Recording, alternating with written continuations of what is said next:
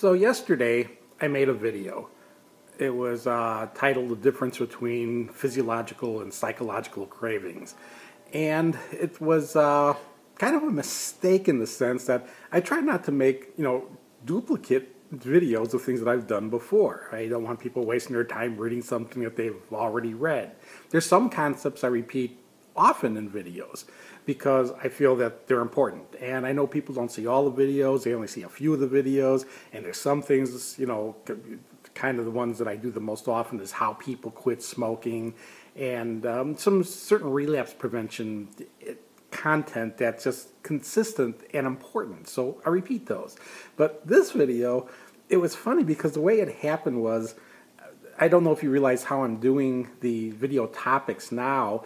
I have all the letters that were used as reinforcement material, and before the videos would cover the things I did in the clinics. The articles were the follow-up to the clinics, and I was hoping people were using, both components in their right time frame. But I realized there's people who aren't reading anymore, they're just doing the videos. So I've been going through, and things that we had articles on, I've kind of made, video versions of.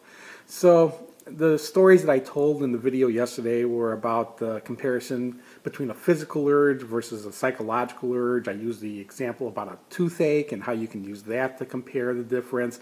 There was one other scenario I put in there that they sounded very familiar to me. I could have sworn I made videos about them, but yesterday when I went to the string, and there was a string that again was you said it would get better, it's just as bad as the day I quit smoking. I didn't have a video linked in there, so I'm thinking, oh, I guess I didn't make the video, and I could have sworn I gave the toothache story. But you need to understand, I filmed that video 6 years ago. Even though it's only on YouTube for the last couple of years, they were all converted from the videos I had at whyquit.com, and those were made back in 2006. So I don't remember exactly all the time what's in every one of those videos.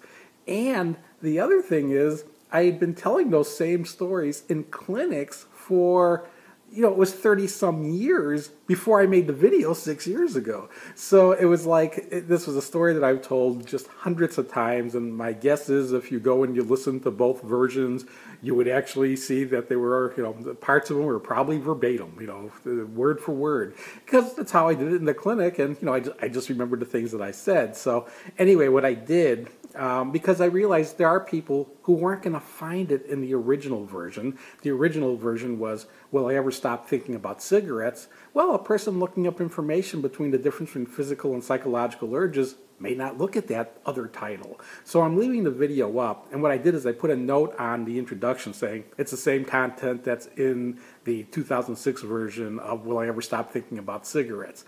So anyway, I just want to explain, I don't want to be wasting people's time rereading things that they've read already. If I catch myself doing that again, I'll try not to, but I'll put that into the description of the video itself so that you've already read this, you don't have to spend time reading that particular video or watching that particular video. Okay, I just wanted to do an explanation of what happened. This will serve as my video today. It's not going to go into the video library. It's just, explaining what happened in that one occurrence.